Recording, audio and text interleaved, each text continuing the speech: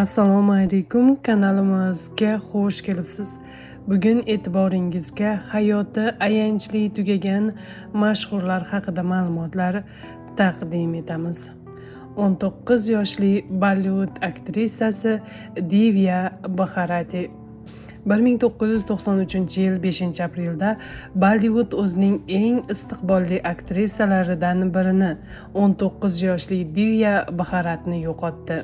U kino sanoatining navbatdagi super yulduzi sifatida e'tirof etilgan bo'lib, juda qisqa faoliyati davomida bir qator muvaffaqiyatli filmlarda rol o'ynashga ulgurgan edi. Uning eng mashhur filmlari orasida Rosa va olov, Telba sevgi, 3 g'azabga to'lgan erkak 2 kabi kartinalar bor edi. Atigi 18 yoshida Divya taniqli prodyuser Sajid bilan oila qurdi. Ammo bu baxt uzoqqa cho'zilmadi. Aktrisa o'z kvartirasining derazasidan noma'lum sabablarga ko'ra qulab tushdi va vafot etdi. Uning vafotidan keyin ko'plab mish-mishlar paydo bo'ldi. Ayrimlar buni tasodifiy baxtsiz hodisa desa, boshqalar buni jinoyat yoki hatto o'z joniga qasd qilish ehtimoli bilan bog'ladi. Lekin haligacha bu sir ochilmagan va aktrisaning o'limi Hindiston kinosining eng jumboqli fojialaridan biri bo'lib qolmoqda. Qiz san'atasi serialidagi San-hyuk, koreyalik aktyor Pak Yun-ha. Pak Yun-ha 1977-yili 12 avgustda Janubiy Koreyada dunyoga kelgan. 17 yoshida Pak o'zining aktyorlik va musiqa qobiliyatlari, shuningdek muxlislar orasida mashhurlik keltirgan jozibador tashqi ko'rinishi bilan ajralib turardi. Aktyor 2002-yilda Qiz san'atasi teleserialida rol o'ynab mashhurlikka erishdi.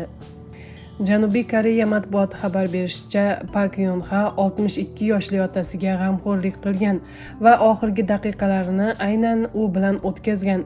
O'limidan oldin u saratonning oxirgi darajasi bilan kurashayotgan otasiga "Sizning o'rningizga men kasal bo'lsam bo'lmasmidi?" degan. Marhumning tanishlari ham uning ishdagi qiyinchiliklar va og'ir hayotidan shikoyat qilganini eslab qolishgan. U depressiyadan aziyat chekkani ma'lum emas. Biroq politsiya uning o'limini shubhali deb hisoblamagan. Xonanda o'z uyida o'lik holatda topilgan. U elektr simiga o'zini osgan. Uning jasadini onasi topgan. Marhum 33 yoshda edi. Yaqin vaqtda xonanda Yaponiyada konsertlar berish kerak edi. Ularga chiptalar allaqachon sotib bo'lingandi. Qalbim chechagida bosh rolni ijro etgan Chhve Jin Sil, ya'ni Lee Yun-hee. Chhve Jin Sil 1968-yil 24-dekabrda Seulda tug'ilgan.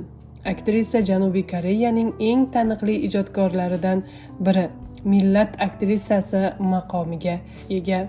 1994-yil uning sobiq menejeri Be Ben-su o'ldiriladi va aktrisa jinoyatga guvoh sifatida chaqiriladi. Ushbu mash'um voqea katta shov-shuvlarga sabab bo'ldi. Aktrisaning jinoyatga aloqadorligi va tuhmat qilinganligi haqidagi mish-mishlar ko'payib bordi. Uning hayoti bir necha marotaba xavf ostida qolgani, 1995-yil avtohalokat, ta'qiblar va 2 marotaba noma'lum shaxslar tomonidan o'g'irlab ketilganligi haqida ham xabarlar tarqalgan.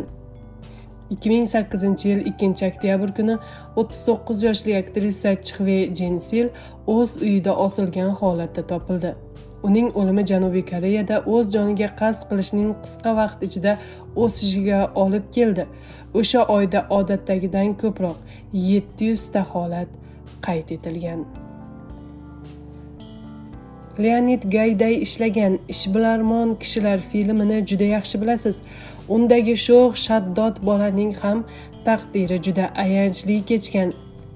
Tug'ma iste'dodga ega bo'lgan Sergey Tixonov faqatgina 3 ta filmda rol ijro etgan. Ammo balog'at yoshida uni anchagina qiyinchiliklar kutib olgan. U qimorbozlik va giyohvandlikka aralashib qolgan. Tixonov 1972-yil 22 yoshida tramvay ostida qolib vafot etgan.